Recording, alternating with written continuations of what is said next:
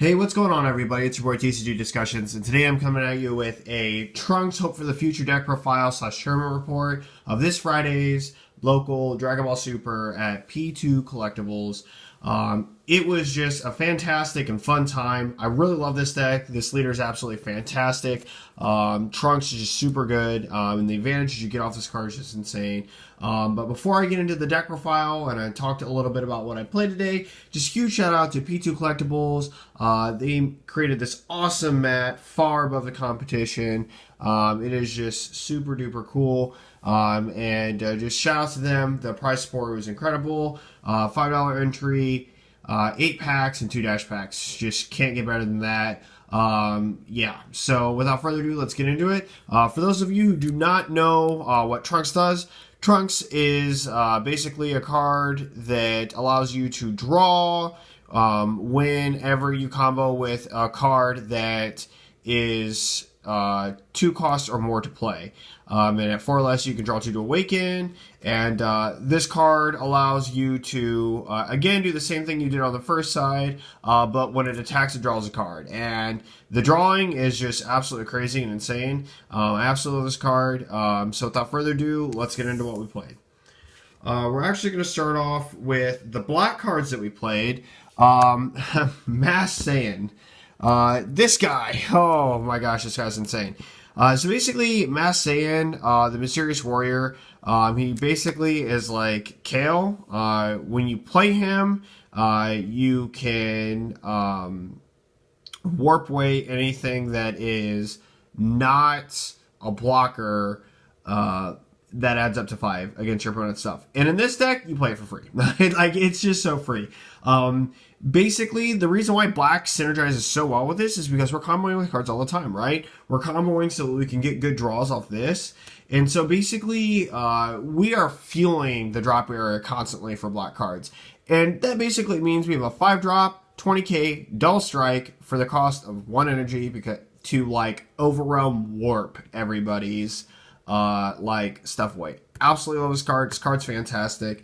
I was testing it 3 today because I was playing one Miraculous Comeback Gohan. I only have, well, at the time I only had one. My other 3 came in the mail today while I was at the tournament. But this card was just super insane. In fact, I almost want to bump it to 4 and cut Miraculous Gohan altogether. And I think this card is just fantastic. Next is the card that I have not bought into yet, but I am slowly beginning to understand why everybody loves this card. Time Patrol Trunks is incredible, and I still believe that it's not for every single deck, but this deck, I guarantee you, plays it better than probably any other deck. And the reason is basically is this. You stack good combo cards that you need, add good combo cards that you want, and put the bad ones on the bottom.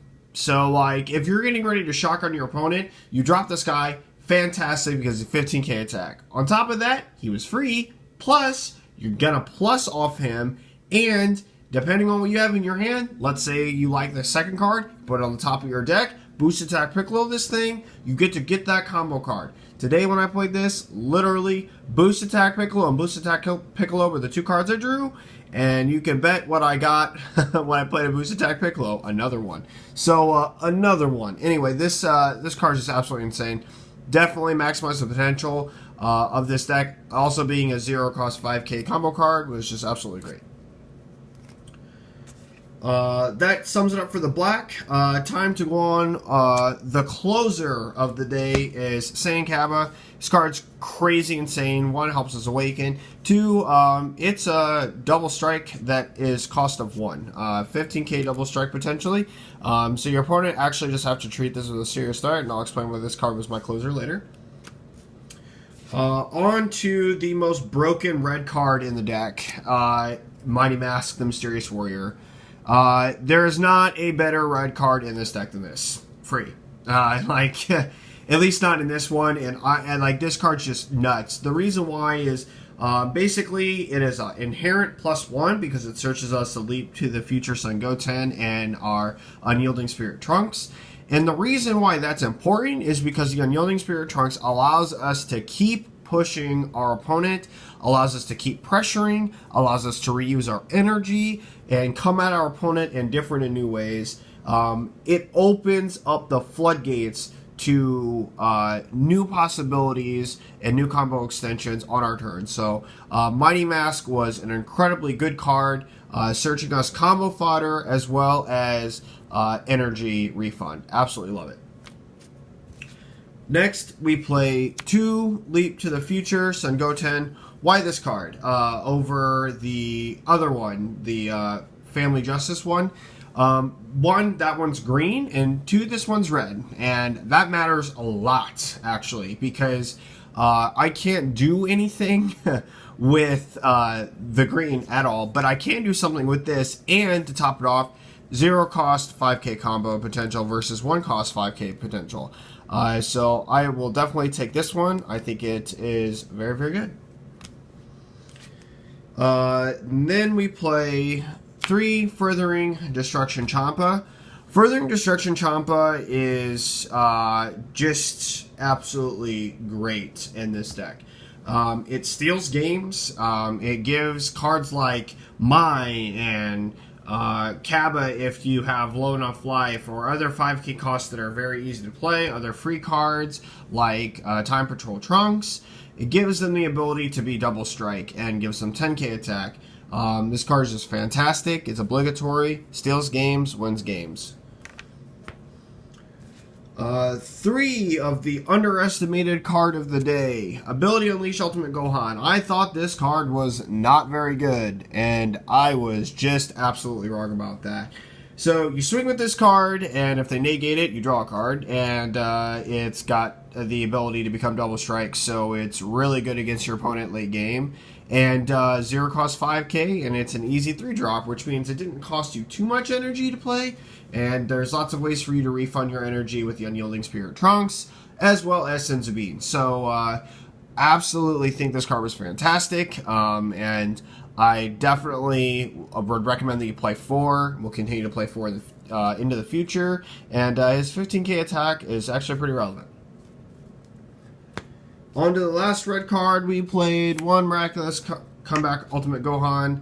I did not really know what to think of this card, to be honest with you, because, yeah, I didn't ever play it until today, and then when I tried to play it today, I didn't do anything but combo with it, because I either finished the game before I could even actually play this card, or it was time to shotgun and he was part of it. So, yeah. I would probably end up cutting this for another Masks Saiyan the Mysterious Warrior. But yeah, this card is in theory pretty clutch. If it kills a card, it deals 2 damage to your opponent.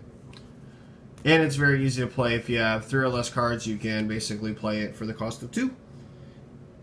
Onto the Blue Engine, the MVP of the deck. I'll explain why.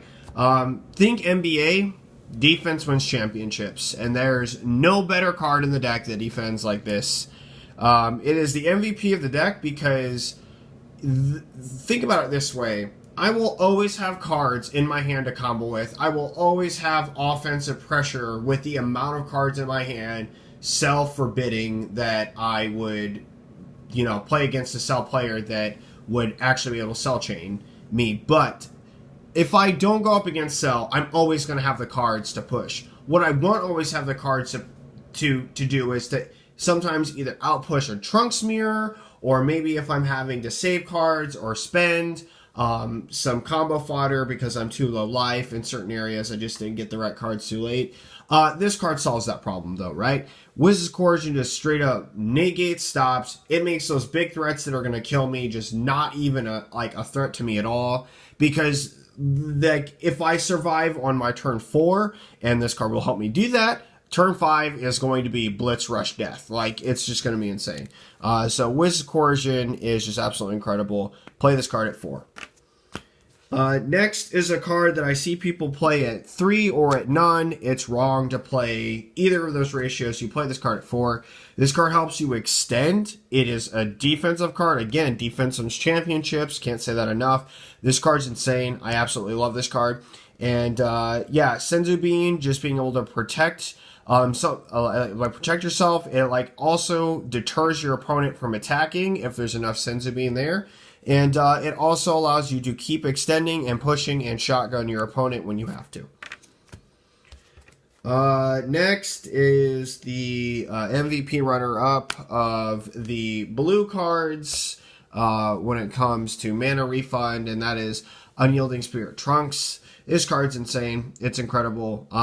It's just because you draw when you use it, as well as the fact that it's easy combo fodder, and you can use it while you have no energy. I just absolutely love this card, and I can select the specified energy that I want to. So if I have 2 red and a blue, I can untap the 1 blue and then make my Wisp Coercion live, and I have defense for the turn. So yeah, absolutely clutch. Love this card.